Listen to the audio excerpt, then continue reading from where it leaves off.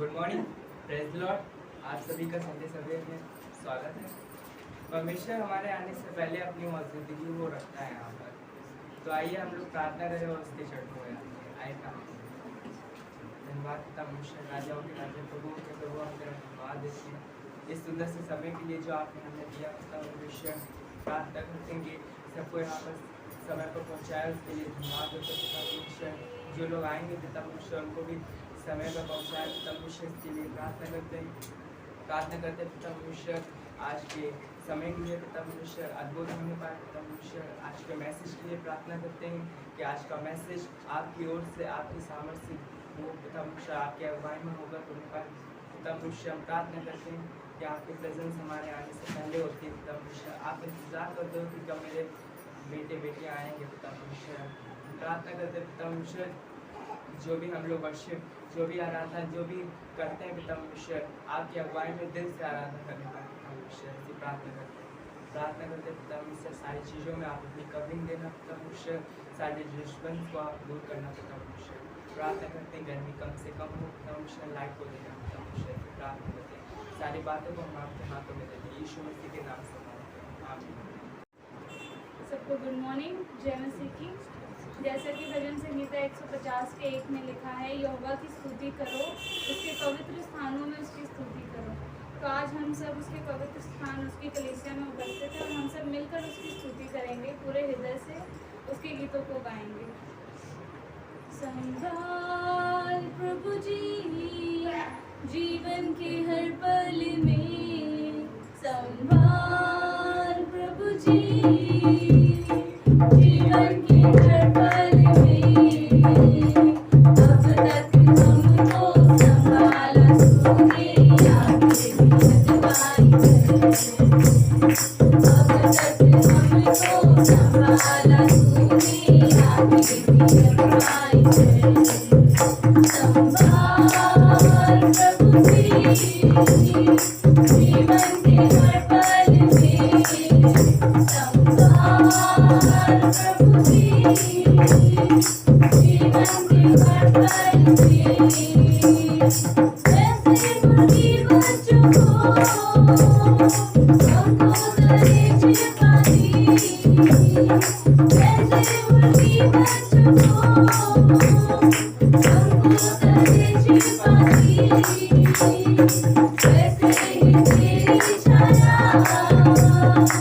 करण है हमारी, वैसे ही तेरी छाया करण है हमारी।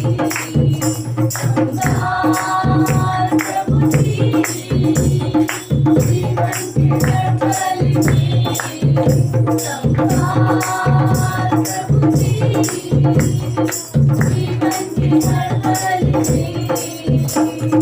वादा यीशु ने किया, छोड़े ना कभी मुझे, वादा यीशु ने किया, छोड़े ना कभी मुझे।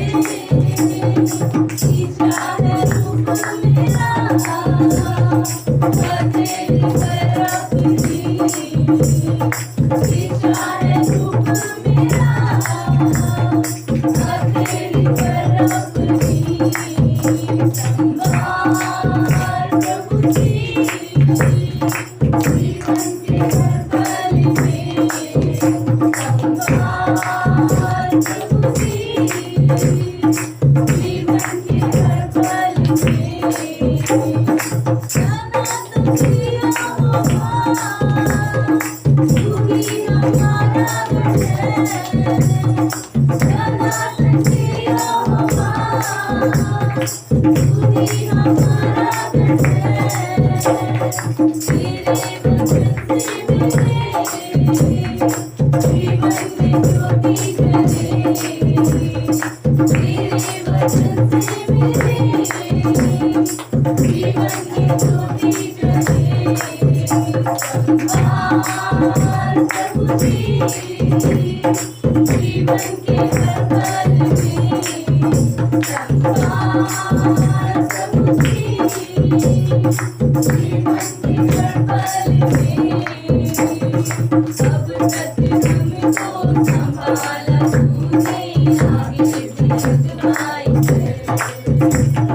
अब तक हमको संभाला तूने, आगे भी अगुवाई कर। संभाल प्रभु जी, जीवन के हर पल में संभाल प्रभु जी, जीवन के हर पल में अपना हाथों से दिया, मेरी आत्मा को चंगा किया, उसने हाथों से दिया, मेरी आत्मा को चंगा किया। गरीबों के किनारे धुआं पड़ा, गरीबों के किनारे धुआं पड़ा, उसने हाथों से दिया। यीशु यीशु यीशु मैंने उससे पा लिया, यीशु यीशु यीशु मैंने उससे पा लिया, यीशु यीशु यीशु मैंने उससे पा लिया, मैंने यीशु को पा लिया। यीशु यीशु यीशु मैंने उससे पा लिया, यीशु यीशु यीशु मैंने उससे पा लिया, यीशु यीशु यीशु मैंने उससे पा लिया, मैंने यीशु को पा लिया, मैंने यीशु को पा लिया। हाँ पिता प्रभु यीशु मसीह, आपने पिता हमें अच्छी चीज़ें दी हैं। पिता प्रभु यीशु मसीह, प्रभु आप हमें संभालते हो। पिता प्रभु यीशु मसीह, आप हमारी सुरक्षा करते हो। पिता प्रभु यीशु मसीह, आप हमें संभालते हो हर वक्त। पिता जैसे एक मुर्गी अपने बच्चों को संभालती है, उससे भी कई ज़्यादा पिता प्रभु यीशु मसीह आप हमारी परवाह करते हो। पिता प्रभु यीशु मसीह, हम आपको दिल से चाहते हैं। पिता प्रभु यीशु मसीह, आपके नाम में ज़िंदगी मिलती है। पिता प्रभु यीशु मसीह, आपके नाम में चंगाई मिलती है। पिता प्रभु यीशु मसीह, आपके नाम से शिफा मिलती है। पिता प्रभु यीशु मसीह, और हम उस नाम को महिमा देते हैं। पिता प्रभु यीशु मसीह, दिल से पुकारते हैं उस नाम को। पिता सारा आदर सारी महिमा आपको देते हैं। पिता धन्यवाद देते हैं प्रभु यीशु मसीह, धन्यवाद देते हैं। चाहे तुमको दिल से गाए ये गीत मिलके, तेरे नाम यीशु नाम की जय। चाहे तुमको दिल से गाए ये गीत मिलके, तेरे नाम यीशु नाम की जय। जिस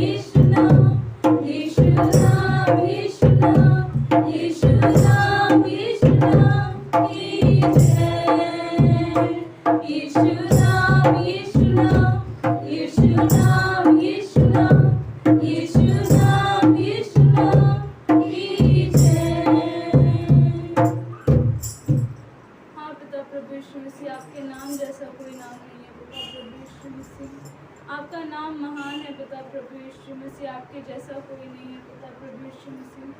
आप अंधेरों में रोशनी देते हो पिता प्रभु यीशु मसीह, और आप हमारे जीवन को बचाते हो पिता प्रभु। आपके अलावा कोई और मार्ग नहीं है पिता प्रभु यीशु मसीह। हम उस मार्ग को पिता यीशु मसीह धन्यवाद देते हैं पिता प्रभु यीशु मसीह। हम आपकी महिमा करते हैं पिता। आपके जैसा कोई नहीं है पिता प्रभु यीशु मसीह। तुम सा कोई नहीं, तुम सा कहीं नहीं,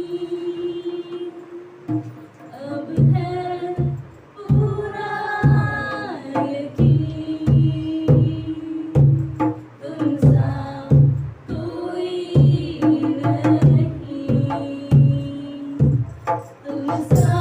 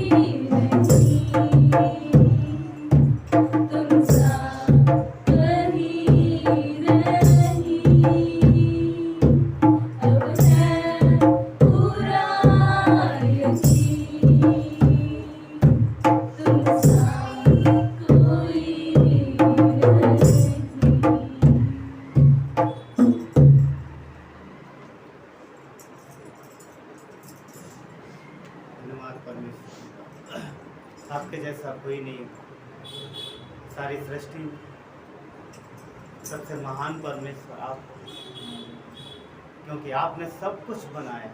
हम आपकी रचना है परमेश्वर, और सिर्फ इतने ही नहीं कि आपने हमें बनाया, आपने हमें बचाया भी। धन्यवाद परमेश्वर आपके प्रेम के लिए, धन्यवाद आपकी प्रेजेंस के लिए परमेश्वर, धन्यवाद आपकी उपस्थिति के लिए। आप आराधना के योग हो, इसलिए हम आपको आराधना देते हैं। आप महिमा के योग, हम आपको महिमा देते हैं, आपके नाम को ऊंचा उठाते हैं।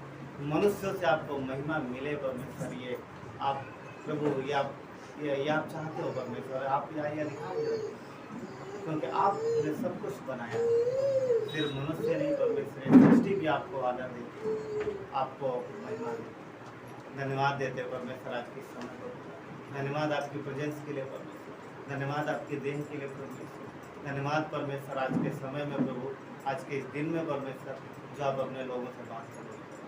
धन्यवाद परमेश्वर उन सारे सामर्थ्य कामों के लिए जो आपने देह में प्रकट कर। धन्यवाद प्रभु, धन्यवाद आपने हमें संसार से निकाला और अपने देह में लगाया। धन्यवाद प्रभु यीशु जो यहाँ पर उपस्थित है, जो आपके लिए परमेश्वर प्रभु आपकी महिमा के लिए धन्यवाद देते हैं। धन्यवाद। आगे के समय को आपके हाथों में सब कुछ आपके कवरिंग में मांगते, आपकी अगुवाई हो। धन्यवाद देते, सारा आदर गौरव महिमा आपको देते। प्रार्थना विनती उद्धार करता परमेश्वर पुत्र मसीह यीशु के सामर्थ्य नाम में। आमीन।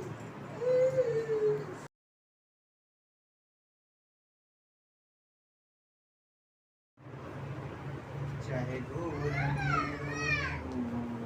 मुझे घेरा,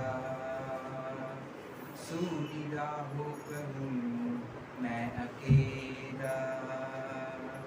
चाहे घोर अंधेरों में हो मुझे घेरा, सूनी राहों पर हूँ मैं अकेला। मैं ना डरूंगा, मैं ना डरूंगा, तू मेरा बल, तू मेरी ढाल, यीशु तू ही मेरी जगह। आंधी हो या हो तूफान, यीशु मेरा सर्वशक्तिमान।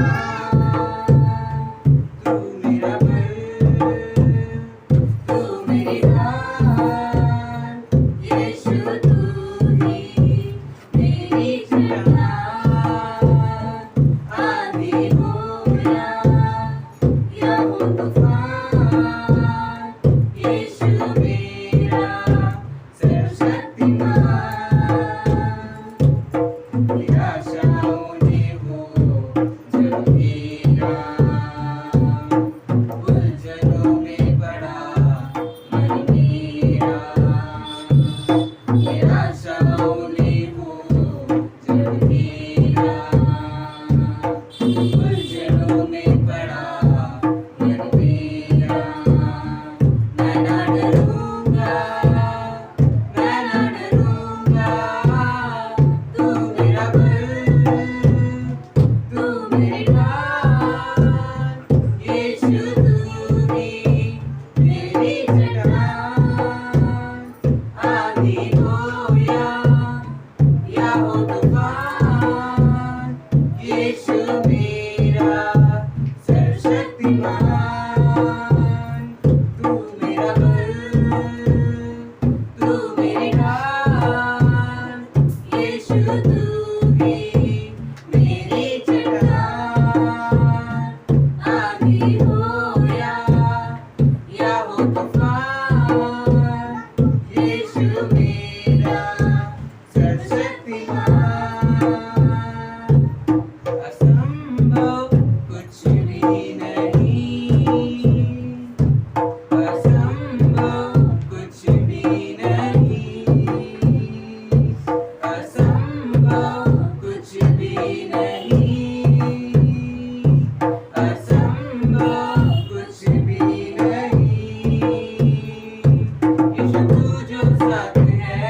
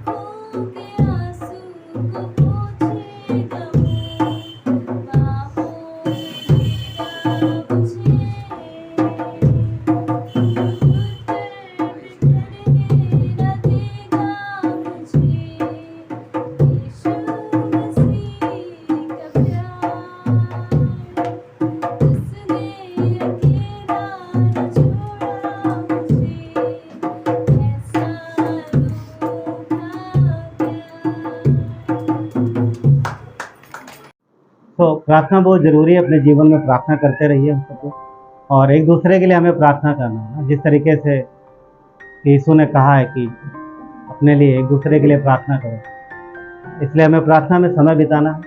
और प्रार्थना बहुत ज़रूरी है इन दिनों में। हाँ, हमें प्रार्थना की आवश्यकता है, प्रार्थना करते रहिए। और हमें अपने भाइयों के लिए, अपने आप के लिए और अपनी कलीसिया के लिए और हमारी और ना मुंबई कलीसिया के लिए, इन सब के लिए हमें प्रार्थना करने की आवश्यकता है। ठीक है, तो आज अच्छा संदेश है और हम लोग यूहन्ना के 15 अध्याय से पढ़ेंगे। यूहन्ना 15 अध्याय 1 से लेकर के आगे पढ़ेंगे। और मैं विश्वास करता हूँ यहाँ पर जितने हैं सब ने यूहन्ना 15 अध्याय पढ़ा होगा। सबने पढ़ा? रेजगार सबने पढ़ा। चलिए एक एक करके पढ़ेंगे। यूहन्ना का 15 अध्याय वचन 1 से। यीशु ने बोला, सच्ची दाखलता मैं हूँ और मेरा पिता किसान है। किसान है। हाँ, यहाँ किसानी किसी को पसंद नहीं है। आजकल के गांव में बच्चों को बोलो, पापा बोलेगा, पापा अगर बोलेंगे खेती करना, सिरे से इनकार कर दे, नहीं खेती नहीं, बिल्कुल नहीं। आजकल खेती करना पसंद नहीं आ रहा। पर यीशु बोलता मेरा पिता किसान है। वो किसान है, किसान है। किसान क्या करता है पता? फसल पैदा करता है। किसान फसल पैदा करता है। हम यीशु की फसल है, हम और आप उसकी फसल है। और वो चाहता है कि फसल से ही फसल पैदा होती है। समझ में आ रहा? हम बीज बने ताकि फसल पैदा हो। हाँ, वो किसान है। यीशु क्या कहता है? मेरा पिता किसान है। आगे क्या कहता है? जो डाली मुझ में नहीं फलती उसे वो काटता है। मीनिंग क्या है? जो डाली मुझ में है और नहीं फलती उसे वो काटता है, और जो फलती है उसे वो छांटता है ताकि और फले। जो है नहीं फलती मीनिंग पता है क्या? जो है लोग सालों साल कलीसिया में वैसे को वैसे बने, आए एक जगह पकड़ के बैठ गए, वहां से हिलते नहीं। बैठ गए मतलब कुर्सी की बात नहीं कर रहा हूँ मैं। एक स्थान लिया, बस आ गए, बैठ गए, बस ठीक है, हाँ भजन करेंगे, आराधना करेंगे, आएंगे संडे, आएंगे जाएंगे, बस हो गया। परमेश्वर बोलता है इधर कुछ तो कमी है। क्यों? क्योंकि ये बच्चा पैदा हुआ, 1 साल का हो गया, 2 साल का हो गया, 5 साल का हो गया, 10 साल का हो गया, 15 साल का हो गया, बढ़ नहीं रहा। कुछ तो समस्या है घर में। सोचो किसी घर में बेबी पैदा हो और ऐसा हो जो बढ़े ही ना, तो कुछ प्रॉब्लम है ना। क्या कहता है? वो छांटता है। ये वही बात है, आत्मिकता में बढ़ने की बात हो रही है। ठीक है, आत्मिकता में कि हमें परमेश्वर के कार्य में, वचन में बढ़ना है। क्या कहता है? ताकि फले। क्यों बढ़ना जरूरी है? फल आने चाहिए, फल आना जरूरी है। वचन 3, तुम तो उस वचन के कारण जो मैंने तुमसे कहा शुद्ध हो। तुम मुझ में बने रहो और मैं तुम में। जैसे डाली यदि दाखलता में बनी ना रहे तो अपने आप में नहीं फल सकती, वैसे ही तुम भी यदि मुझ में बने ना रहो तो नहीं फल सकते। मीनिंग क्या है कि जो एक डाली है, लगी भी है और नहीं फल रही, तो समस्या है। और जिसमें समस्या नहीं है वो 100% बढ़ेगा, 100% बढ़ेगा। आगे देखते 5, मैं दाखलता हूँ तुम मेरी डालियां हो। जो मुझ में बना रहता है और मैं उसमें, वो बहुत फल लाता है। परमेश्वर का वचन क्या है कि मसीह में बने रहना। जो बना रहेगा वो बहुत फलेगा, 100%, डाउट नहीं है कोई। पर जो बना नहीं रहेगा वो नहीं फलेगा। कभी आपने पेड़ देखे? बड़ा पेड़, कभी कभी कोई पेड़ की कुछ शाखाएं बहुत बढ़िया अच्छी जाती है, कुछ बढ़िया मतलब अच्छे से फैल जाती है, और कुछ थोड़ा सिमट जाती, नहीं मतलब नहीं बढ़ती। तो क्या पेड़ ने उसके साथ कुछ गड़बड़ किया या उसको पोषक तत्व नहीं दिया? एक कहिया बोला नहीं तो दूर रह, तुझे नहीं देंगे, हम इसको बढ़ाएंगे, ऐसा किया? कुछ ना कुछ समस्या है किसमें? उस डाली में जो नहीं बढ़ रही। पेड़ फैसिलिटी नहीं करता। तो यीशु अपने आप को पेड़ कहता है कि मैं एक पेड़ हूँ और सब मुझ में लगे हुए हैं, और सबको बढ़ना जरूरी है, सबको फल लाना बहुत जरूरी है, और बहुत फल लाना, थोड़ा नहीं बहुत फल लाना जरूरी है। क्योंकि आगे क्या कहता है? क्योंकि मुझसे अलग होकर तुम कुछ नहीं कर सकते। पता क्या है? यहाँ पर सोच है, वो सोच की बात कर रहा है, वो सोच जो मसीह की सोच से अलग है। समझ पा रहे हैं? हम कलीसिया में बने हैं मगर हमारे सोच विचार यीशु के साथ मैच नहीं हो रहा है। हम उसकी इच्छा अनुसार नहीं जा रहे, हम अलग जा रहे हैं अपने सोच विचार के साथ। अगर ऐसा है तो फिर उस डाली में ग्रोथ होना थोड़ा मुश्किल। वचन 6, यदि कोई मुझ में बना ना रहे तो वो उस डाली के समान है उस डाली के समान फेंक दिया जाता है और सूख जाता है। वापस पढ़ेंगे, यदि कोई मुझ में बना ना रहे तो वो डाली के समान फेंक दिया जाता है और सूख जाता है, और लोग आग में बटोर कर झोंक देते हैं और वो जल जाती है। इस वचन को कुछ लोग बोलते हैं उद्धार खोने की बात है। उद्धार खोने की बात नहीं है, ये है कि आत्मिक जीवन में उन्नति ना होना। हाँ, आत्मिक जीवन में उन्नति ना होना, आत्मिक आशीष ना प्राप्त करना, ये उस विषय में जा रहा है। उद्धार की बात नहीं है। वचन 7, यदि तुम मुझ में बने रहो और मेरा वचन तुम में बना रहे तो जो चाहो मांगो तो तुम्हारे लिए हो जाएगा। यदि परमेश्वर के सोच विचार जो यीशु की सोच विचार है वही सोच विचार हमारे होते हैं और उसी सोच विचार के अनुसार हमारे कार्य होते हैं, तब ये वचन पूरा होता है। अगर परमेश्वर की सोच हमारी सोच के साथ मिल नहीं रही, मैच नहीं खा रही, हम अपने हिसाब से चल रहे हैं, अपने सोच विचार से चल रहे हैं, तो फिर फल आना थोड़ा मुश्किल है। वचन 8, मेरे पिता की महिमा इसी से होती है कि तुम बहुत सा फल लाओ, तभी तुम मेरे चेले ठहरोगे। अब देख रहे हैं क्या कह रहा, मेरे पिता की महिमा किसमें होती है? जब उसके लोग फल लाएं, फलवंत जीवन हो, तब उसकी महिमा होती है, तब परमेश्वर की महिमा होती है। कलीसिया में अगर आशीषित कलीसिया है, फलवंत कलीसिया है, तो आपके जीवन को देख करके परमेश्वर की महिमा होगी इस आपके आसपास में, आपके लोगों के बीच में। तो फल लाना जरूरी है, और इसीलिए कह दिया इसी से तुम मेरे चेले ठहर। फल है, फलवंत जीवन है, आशीषित जीवन है, इसने बोला तभी तुम मेरे चेले ठहर। अन्यथा तो तुम फिर बने हो पर कुछ हो नहीं रहा। चलिए प्रार्थना करें। पिता धन्यवाद देते हैं, आज के संदेश को आपके हाथों में सौंपते हैं। प्रभु यीशु, आपकी इच्छा है कि हम फल लेके आए, और थोड़े बहुत नहीं, बहुतायत के फल लेके आए। धन्यवाद परमेश्वर। प्रभु ये आपकी देह है पिता, और इस देह के लिए भी आपकी यही इच्छा है कि प्रभु आपके लोग फल लाएं, बहुतायत का फल लाएं। धन्यवाद परमेश्वर, आज के संदेश में प्रभु हम सबको अगुवाई करना। परमेश्वर, ये आपका संदेश है प्रभु, आपके लोगों के लिए। पवित्र आत्मा आपकी अगुवाई मांगते हैं। हर एक के हृदय को परमेश्वर खोलना और हर एक के हृदय से बात करना, हर एक को अगुवाई करना परमेश्वर, क्योंकि शैतान बहुत सारी जगहों पर आपके लोगों के मन को पकड़ लेता है, आपके लोगों के मनों में एक दीवारें बना देता है, जहाँ से आगे आपका वचन जाने नहीं पाता। तो परमेश्वर, प्रार्थना करते हैं प्रभु कि आपका सामर्थ्य वचन उन दीवारों को तोड़े और उन दीवारों को परमेश्वर पार करके हृदय की गहराइयों में जा सके और फल ला सके, आत्मिक फल आ सके। धन्यवाद देते, आपकी महिमा करते, धन्यवाद देते। आगे के समय को आपके हाथों में सौंपते हुए प्रार्थना विनती उद्धार करते हैं यीशु के नाम से, आमीन। अब सब बैठ सकते हैं।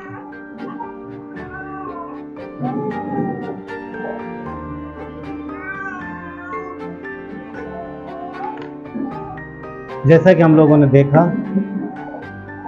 जैसा कि हम लोगों ने वचन पढ़ा कि यीशु की इच्छा है कि हम लोग फल लाएं। कितने लोग चाहते हैं कि उनके जीवन में फल आए? सुना नहीं? वापस बोलो। कितने लोग चाहते हैं कि उनका जीवन फलवंत हो, आशीषित जीवन हो? कितने लोग चाहते हैं? वेरी गुड, सब चाहते हैं, बहुत अच्छा। और ये पता है क्या, ये आप नहीं चाहते हो, ये सिर्फ आपकी इच्छा नहीं है, ये यीशु की भी इच्छा है कि उसके लोग फलें और बहुतायत के साथ फल लाएं। ये उसकी भी इच्छा है। और क्या कहता है? इसी से तुम मेरे चेले, इसी से तुम मेरे लोग ठहरते हो। अगर फल नहीं लाए तो फिर परमेश्वर के लोग, हाँ सोचो ना, परमेश्वर के लोगों के जीवन में आशीष नहीं है, फल नहीं है। पॉइंट समझ पा रहे क्या हो रहा है? तो किस तरीके से प्रकट होगा, मगर हमें समझना पड़ेगा कि कौन सी फलों की बात कर रहा है। हम लोग आगे देखते हैं, ठीक, हम लोग आगे देखते हैं। जरूरी है, विश्वासी के जीवन फलाना जरूरी है, ये परमेश्वर की इच्छा है। भजन संहिता 28:9 में इस प्रकार कहता है कि हे यहोवा, अपनी प्रजा का उद्धार कर और अपने निज भाग के लोगों को आशीष दे और उनकी चरवाही कर और उन्हें सदैव संभाले रहे, और उन्हें सदैव संभाले रहे। तो ये परमेश्वर की इच्छा है कि अपने निज भाग को, उसका निज भाग कौन है? पुराने नियम में कौन था निज भाग? याकूब और उसका वंश। आज कौन है? यीशु और उसका वंश। समझ पा रहा है? पुराने नियम में याकूब और उसका वंश, आज नए नियम में मसीह और उसका वंश। उसके निज भाग है, हम उसके निज भाग। अफकोर्स इजराइल भी है, हम ये नहीं कह रहे वो नहीं, वो भी है, मगर वो शारीरिक संतान और हम आत्मिक संतान। ठीक, हम आत्मिक संतान। तो क्या कहता है? अपने निज भाग को आशीष दे। तो परमेश्वर हमें और आपको आशीष देना चाहता है, उसकी इच्छा है, ताकि हम बहुतायत की आशीष से पाएं और बहुतायत से फलवंत हों। ये इच्छा है वो परमेश्वर। एक अच्छा पिता चाहता है कि उसके बच्चों के जीवन में अच्छी अच्छी चीजें हों और उनके बच्चे तरक्की करें। हर एक अच्छे माता पिता ये चाहते हैं। शायद इस धरती पर कुछ ही माता पिता होंगे जो अपने बच्चों को बुरा चाहते हैं, तो भी बहुत गिनती में बहुत कम, पर हर एक माता पिता यही चाहते हैं कि उनके बच्चों का जीवन आशीषित हो, आशीषित हो। मगर इसके लिए कैसे होगा? क्या हमारी इच्छा अनुसार होगा? अगर हमारे विचार और मसीह के विचार मैच नहीं हुए तो फिर हम एक साथ कैसे चलेंगे? सामर्थ किसके पास है? परमेश्वर के पास। आशीष किसके पास है? परमेश्वर के पास। समय कौन जानता है? भविष्य कौन जानता है? परमेश्वर।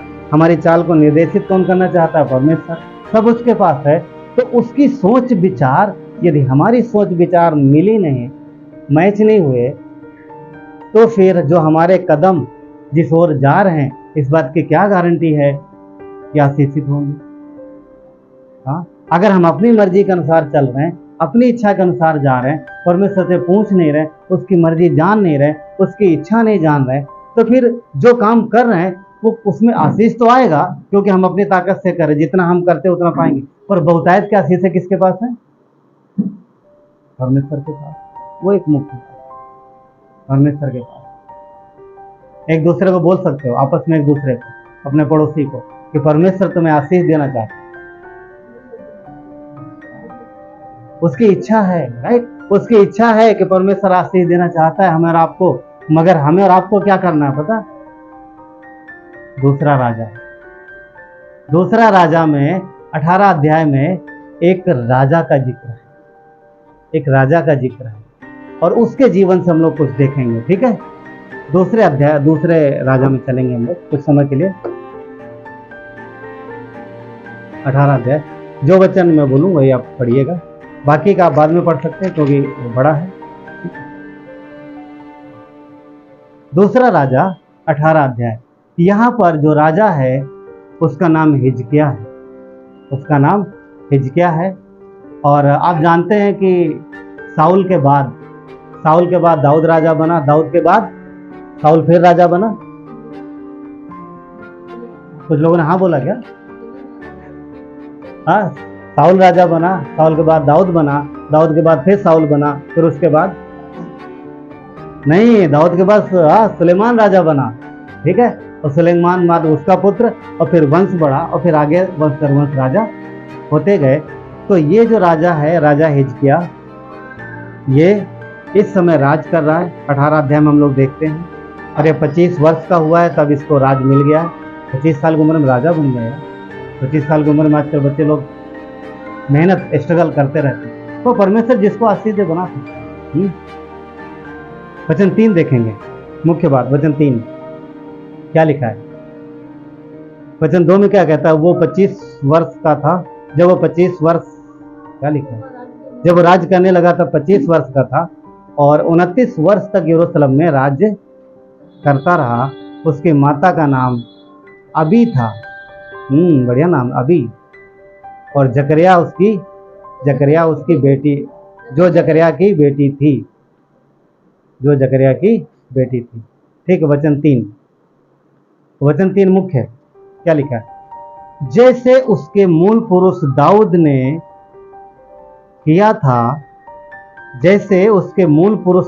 किया था, जो यहोवा के दृष्टि में ठीक है, वैसा ही उसने भी किया। एक देखिए क्या लिखा है, जैसा उसके मूल पुरुष दाऊद ने, मतलब उसके दादा परदादा, मतलब दाऊद जो है, दाऊद की कई पीढ़ी बाद में ये बच्चा पैदा हुआ, ये राजा। और उसने दाऊद को अच्छे से पढ़ा था, अच्छे से जाना था, सुना था। तो इसने क्या निर्णय लिया कि जैसा मेरे कुल दादा दाऊद ने किया वैसा मैं भी करूँगा। मैं उसी के कदमों के अनुसार चलूंगा, क्योंकि दाऊद ने वही किया जो परमेश्वर की नज़र में ठीक था, और मैं भी वही निर्णय लूंगा जो परमेश्वर की नज़र में ठीक है। और वचन 9 देखिए, 8 से पढ़ सकते हैं, नहीं 9 पढ़ेंगे, 9 पढ़ेंगे, वचन 9 पढ़ेंगे, 8 बाद में लिखा है, वो यहोवा से लिपटा रहा। वचन 9, 18 का 9, वो यहोवा से लिपटा रहा और उसके पीछे चलना ना छोड़ा। क्या कहता है? पहले निर्णय लिया कि जैसा, हाँ, दूसरा राजा, सॉरी 18:6 मैंने 9 बोला, हाँ गलत, ओके, वचन 6, सॉरी वचन 6 में क्या लिखा है? वो यहोवा से लिपटा रहा और उसके पीछे चलना ना छोड़ा, और जो आज्ञाएं मूसा ने दी थी, जो आज्ञाएं यहोवा ने मूसा को दी थी, उनका वो पालन करता रहा। क्या कहता है? जो आज्ञाएं यहोवा ने मूसा को दी थी, हिजकिय्याह पूरी आज्ञाएं पालन करता रहा। और शुरू में क्या लिखा वचन 6 में? वो यहोवा से लिपटा रहा। कभी कभी गले मिलते ना, गले मिलते किसी और बहुत दिन बाद मिलते हैं, अगर बहुत कभी कभी एक दूसरे से बहुत प्यार करते हैं और बहुत दिन बाद मिलते हैं तो ऐसा कस के गले लगा लेते हैं ना, ऐसा लिपट जाते। ज्यादा बच्चों को छोड़ते नहीं लोग, ऐसा पकड़ लेते ना, हाँ मेरा बच्चा, मेरा मुन्ना, ये वो ना, दुनिया भर ना करते, ठीक है, हाँ पूरा ऐसा ना लिपटा लेते, राइट। और बच्चे भी रोते हुए ऐसा चिपक जाते हैं। बड़े लोग भी ऐसा करते हैं, ऐसा नहीं है कि प्रेम करते हैं तो बड़े भी ना। लिपटना मतलब यह है कि वो लिपटा रहा, किसको? अपने बच्चे को नहीं, परमेश्वर को। ये एक खास बात पड़ी, देखिए यहाँ पर क्या लिखा है कि वो यहोवा से लिपटा रहा है। ऐसा कैसे लिपटा रहा? मूसा ने परमेश्वर को बोला, प्रभु मुझे अपने आप को दिखा दे, तो बोलता तू देख नहीं पाएगा, मनुष्य मुझे देख नहीं सकता। तो ये लिपटा कैसे रहा? इसने पकड़ लिया उसको, परमेश्वर को, और लिपटा रहा। क्या हो, सोचो ना, मूसा जो परमेश्वर का सेवक था, उसने परमेश्वर को देखना चाहा। परमेश्वर बोला मनुष्य मुझे देख नहीं सकता, फिर भी तू मेरा सेवक, मैं तुझे अपने आप को दिखाऊंगा। तो परमेश्वर उसके सामने से निकला, फिर भी ऐसे हाथ से मूसा को ढक लिया कहीं वो मर न जाए। जो इंसान परमेश्वर को देख नहीं सकता, यहाँ लिखा है कि हिजकिय्याह राजा उससे क्या हुआ? लिपटा रहा। क्या कह रहा? मीनिंग क्या है? मीनिंग क्या है? थोड़ा सा नीचे लिखा, वो मीनिंग क्या लिखा? कैसे लिपटा रहा? जो जो आज्ञाएं यहोवा ने किसको दी थी? मूसा को। उन आज्ञाओं को वो एकदम खराई से, एकदम बारीकी से पालन करता रहा। यही है परमेश्वर से लिपटे रहना। आप समझ पा रहे हैं? परमेश्वर की इच्छा अनुसार जीवन जीना, परमेश्वर के वचन के अनुसार जाना, परमेश्वर की इच्छा अनुसार करना, उसकी इच्छा को खोजना, परमेश्वर के वचन को पढ़ करके जैसा परमेश्वर बोलता वैसा करना, यही है लिपटे रहना। आप समझ पा रहे हैं? यही है परमेश्वर से लिपटे रहना, और यही परमेश्वर हमसे आपसे भी करता है। यही है परमेश्वर की सोच को अपनी सोच में मिला करके चलना, यही है। और ये हिजकिय्याह राजा करता है, हिजकिय्याह राजा करता। अब सोचो, जो व्यक्ति इस तरीके से चलेगा, वचन कहता है कि परमेश्वर भला पिता है, वो अपने बच्चों के लिए अच्छा सोचता है, वो बढ़िया योजनाएं बनाता, अच्छी कल्पनाएं करता है। तो जो व्यक्ति परमेश्वर से लिपटा रहेगा, उसकी इच्छा अनुसार चलेगा, और वहाँ जो परमेश्वर चाहेगा वो करेगा, तो क्या उसके जीवन में सफलता नहीं मिलेगी? क्या कहते हैं, मिलेगी नहीं मिलेगी? मिलेगी। वचन 7 देख, आगे का देख। इसलिए किस लिए? क्योंकि वो उसके संग लिपटा रहा। किसके? परमेश्वर के संग। इसलिए क्या कहता है? इसलिए यहोवा उसके संग रहा। तो जहां जहां वो जाता था, जहां कहीं वो जाता था, वहां उसका काम सफल होता था। जहां कहीं भी जो कोई भी काम वो करता था, उसका काम सफल होता था, और परमेश्वर उसे सफलता देता था। क्यों सफलता मिलती थी? क्योंकि वो जो भी करता था परमेश्वर की सोच विचार के अनुसार। उसने ठान लिया था अपने जीवन में, क्या वचन 3 में, कि मैं वही करूंगा जो परमेश्वर को अच्छा लगता है, जो परमेश्वर की दृष्टि में ठीक है, मैं वही करूंगा और उससे बाहर कुछ नहीं करूंगा। इसीलिए उसके जीवन में क्या आया? बहुतायत की आशीष। जिस काम में हाथ लगाया उस काम में परमेश्वर ने आशीष दी। क्यों? क्योंकि अपने दिमाग से नहीं चल रहा है, किसकी सोच से चल रहा है? वचन के अनुसार चल रहा है, वचन के अनुसार जीवन जी रहा। तो बहुतायत की आशीष जो इसके जीवन में आई है उसका एक ही कारण है, क्योंकि उसने परमेश्वर की सोच को, परमेश्वर के वचन को, परमेश्वर के इच्छा अनुसार जीवन। अगर हमारे आपके जीवन में आप आशीष चाहते हैं तो अपनी सोच विचार को कम करिए, हटाइए उसको और परमेश्वर की इच्छा को जीवन में लागू करिए। तभी नीति वचन क्या कहता है? हाँ ना, जो परमेश्वर के पीछे चलते हैं, परमेश्वर की सोच विचार, नीति वचन का वचन 2 नया अध्याय देख लेते हैं बेटा, ठीक है।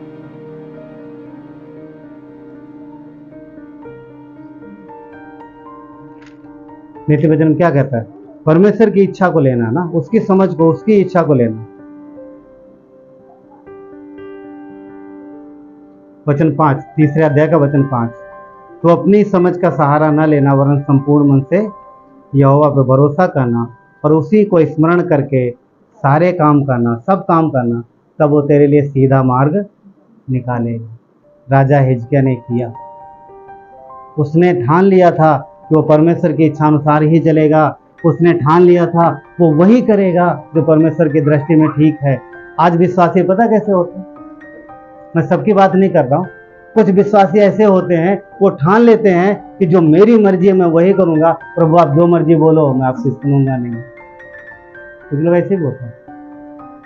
अगर ऐसे हैं, अगर इस तरीके का है तो फिर नहीं होगा, भूल जाइए। फिर परमेश्वर आपके जीवन में आशीष देता है क्योंकि अनुग्रह है उसका, क्योंकि अपने बच्चों को तकलीफ में तड़पता हुआ नहीं देख सकता, मगर बहुतायत की आशीष से आप नहीं पा सकते। क्यों?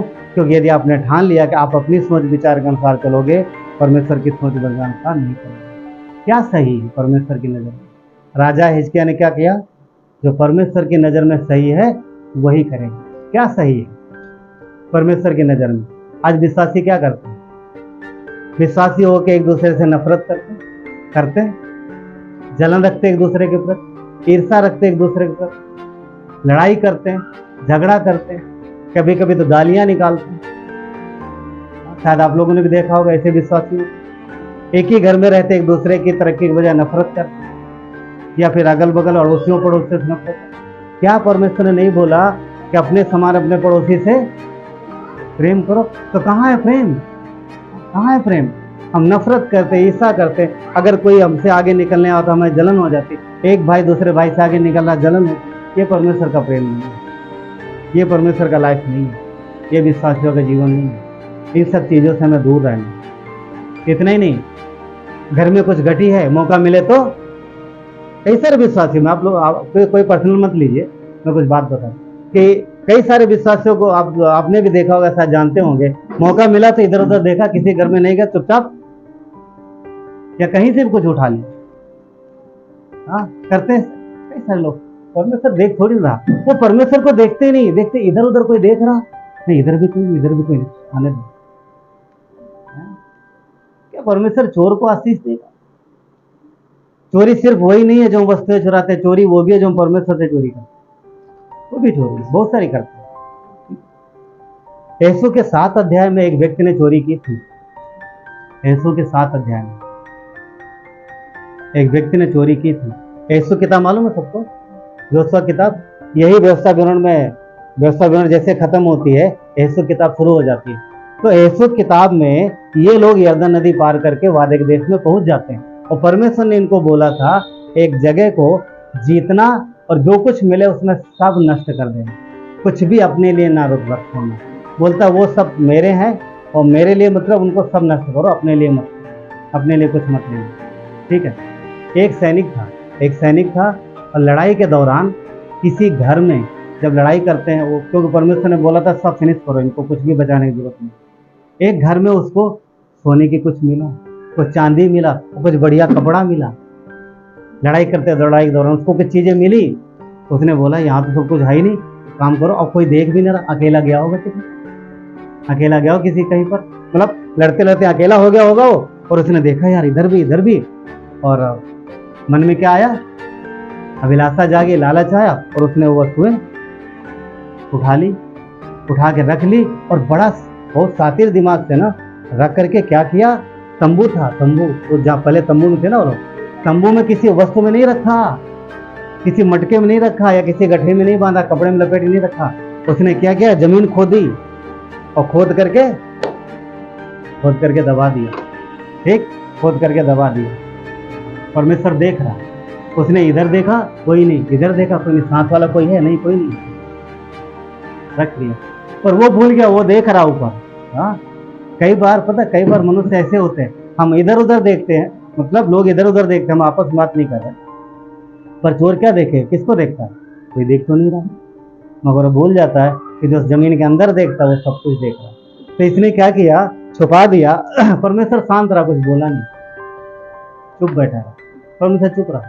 अगले दिन इन्होंने क्या किया, फिर किसी देश, मतलब फिर चढ़ाई की, दूसरी जगह चढ़ाई की, गए लड़ने के लिए, और एक छोटे से नगर के लोगों ने, जहां पर छोटा सा नगर था, पहले बड़ी जगह जीत के आ गए, अब इस बार जब छोटे से जगह में गए चढ़ाई करके, वहां के थोड़े से लोगों ने इनको हराया और इनको दौड़ाया, उसमें से कई पुरुषों को मार डाला।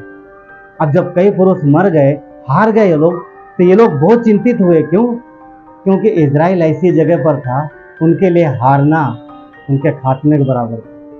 यानी चारों तरफ दुश्मनों से घिरे हुए थे, अगर वो एक बार भी किसी से हार जाएंगे तो बाकियों को बल मिलेगा और सब मिल करके उन्हें खत्म कर देंगे। उस समय इजराइल ऐसा था कि उनको हरा पाना बहुत मुश्किल था, उनको हारना नहीं था, हार नहीं सकते, और ये बात यीशु जानता था। जब वो हार गए तो ये लोग रोए, चिल्लाए, बहुत परेशान हुए, परमेश्वर के सामने रोए, और परमेश्वर ने क्या बोला पता है? तुम में से किसी ने वो वस्तुएं जो मेरे लिए थी वो तुमने ले ली, तुम में से किसी ने वो वस्तुएं जो थी वो मेरे लिए ली।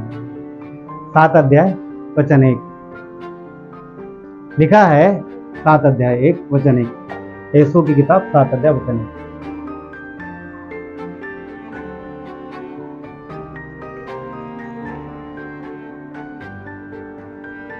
क्या लिखा है? परंतु इजरायलियों ने अर्पण की वस्तु के विषय में विश्वासघात किया है।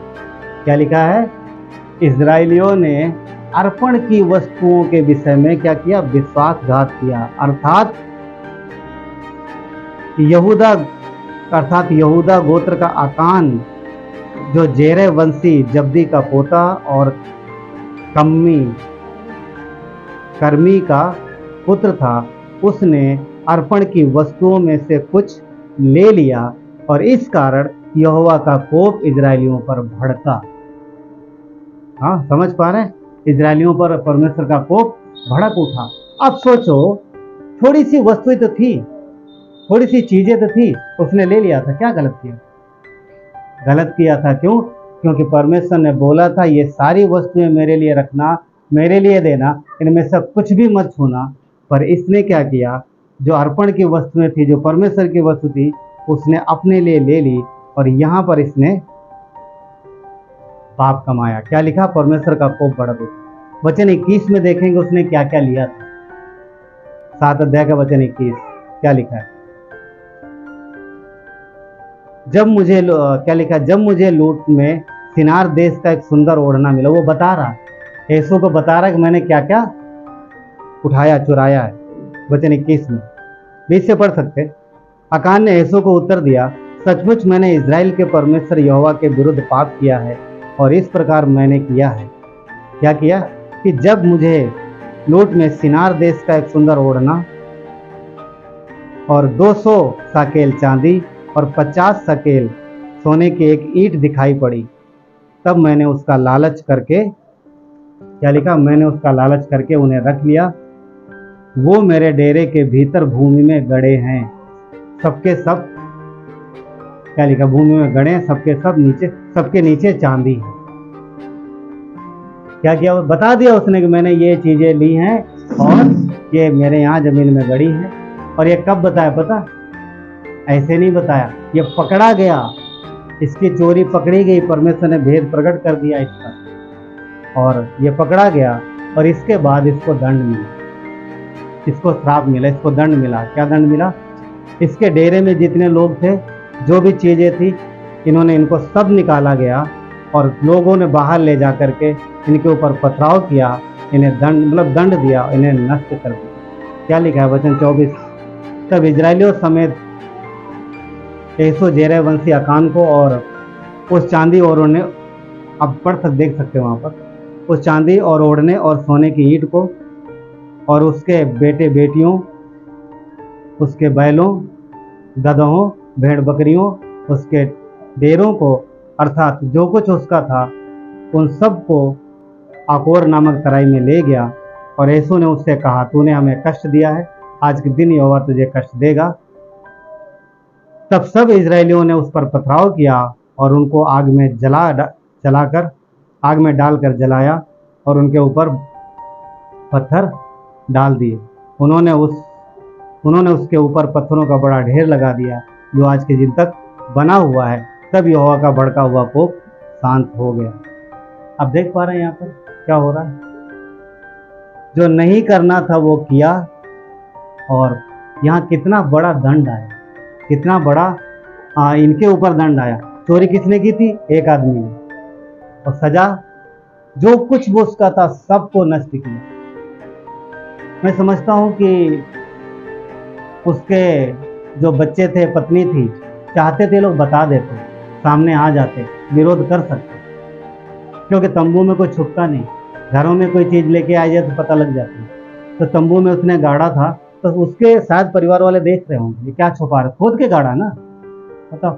मगर पॉइंट ये है कि जब पूछा जा रहा था तब कोई आया नहीं आगे, कोई बताया नहीं। मतलब ये कि सब चोरी में सहमत थे और परमेश्वर ने बोला तुम सब ने इसमें साथ दिया है, अब जीने का अधिकार नहीं। पॉइंट ये है कि परमेश्वर अपने विषय में बहुत ही, अपनी पवित्रता के विषय में बहुत सतर्क, बहुत सीरियस है, बहुत सीरियस है। इसीलिए वो छोटे से नगर से हार गए, इसीलिए वो जीत नहीं पाए, वहाँ पर उन्हें कोई फल नहीं मिला। क्यों? क्योंकि परमेश्वर ने उनको छोड़ दिया था उनको। अब यहाँ लिखा है परमेश्वर का क्रोध जो वो शांत हो गया। क्यों? क्योंकि उनको दंड मिला। क्या अकान को अनुग्रह नहीं मिला? मिला। आप पढ़ के देखो कि परमेश्वर ने गोत्र बाई गोत्र, बड़ी देर में अकान तक पहुँचता है परमेश्वर। पहले यहूदा के गोत्र में जाता है, फिर वहाँ से, फिर वहाँ से, फिर वहाँ से, काफ़ी समय बाद इनका नंबर आता है। ये सब खड़े रहते हैं, चाहते तो बता देते। और अच्छा, अगर इनका परिवार इसमें शामिल नहीं होता, उसी समय आ जाते, तो शायद ये सब चीज़ें नहीं होती। मगर इन्होंने साथ दिया और परमेश्वर ने इसलिए इन्हें दंड दिया है। तो पॉइंट ये है कि क्या परमेश्वर बदल गया? नहीं, बदला नहीं, वही है। क्या उसकी पवित्रता बदल गई? क्या उसकी पवित्रता कम हो गई? तो आज मसीहियों में इतने ऐसा दंड क्यों नहीं देता परमेश्वर? पता? क्योंकि उसका अनुग्रह बड़ा है।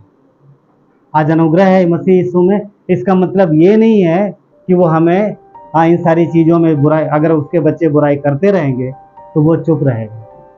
उसके पास एक छड़ी है, जो अनुशासन की छड़ी है, वो संभालता है उस छड़ी से अपने बच्चों को। इसीलिए हमें सावधान रहना इन सारी चीज़ों में। परमेश्वर की वो चीज़ें थी, उन्होंने उस चीज़ों को उठा लिया, चुरा लिया। आज भी परमेश्वर अपने बच्चों से कई बार कहता है कि हमें पवित्र रहना चाहिए। अभी हम लोगों ने वचन पढ़ा था उसमें ऑफरिंग में, भेंट में, कि परमेश्वर के जब दे तो उसमें क्या करे? बेमन से ना दे, दबाव से ना दे, कुड़कुड़ा के ना दे। तभी वचन क्या कहता? पहला उसमें 2 कुरिन्थियों 2:9-7 में, परमेश्वर हर्ष से देने वालों से प्रेम रखता है। खैर, हम ये नहीं कह रहे, ये चोरी की बात नहीं है, परंतु ये है कि जो परमेश्वर का, परमेश्वर को देना चाहिए। क्या दशमांश पवित्र है? ऑफकोर्स पवित्र है परमेश्वर का। क्या भेंटें पवित्र है? पवित्र है परमेश्वर की। और अगर उनके बच्चे जो परमेश्वर की हैं वो खुद रख लेते हैं, तो ये कई बार घटी का कारण बन जाता है, क्योंकि हमने अज्ञान ही मानी। यहोशापात क्या था? वो हिजकिया कैसे था? लिपटा था। तो क्या लगता है वो हिजकिया सब चीज़ें नहीं करता? वो सब चीज़, एवरीथिंग, सब कुछ भी उसने नहीं छोड़ा। सब उसने जो कुछ था वो लिपटा रहा, परमेश्वर से लिपटा रहा।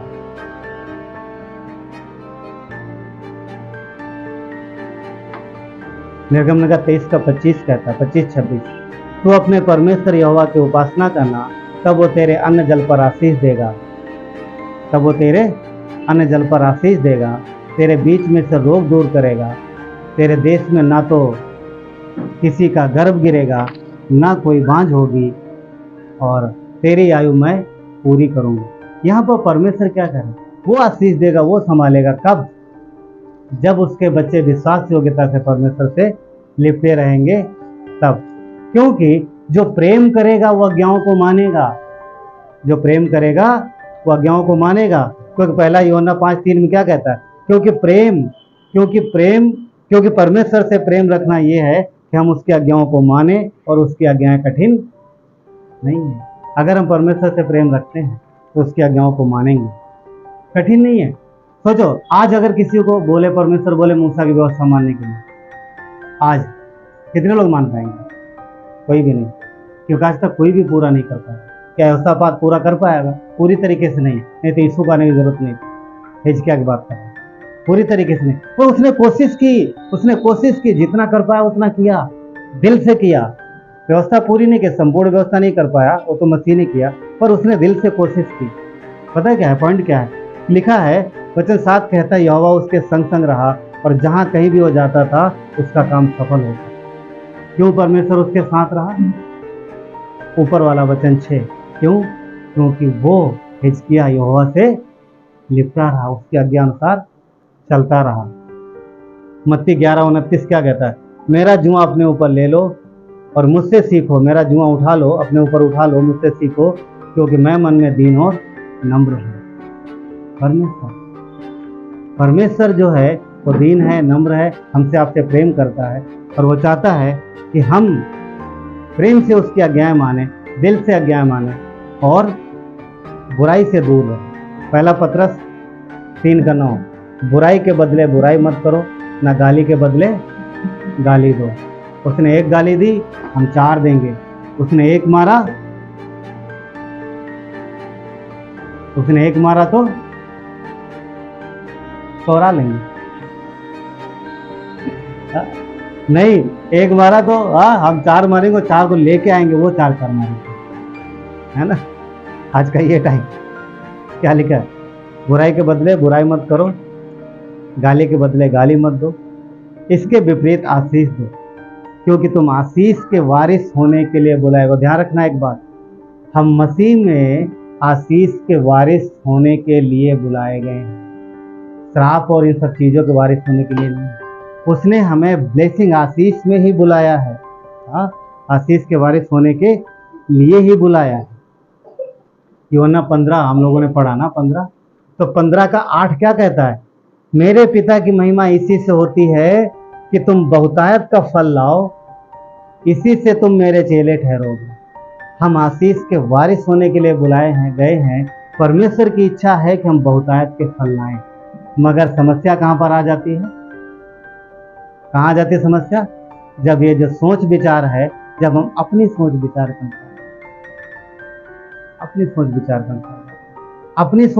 अनुसार हम काम करते हैं, जैसा हम चाहते वैसा करते हैं, जैसा परमेश्वर चाहता वैसा नहीं करते।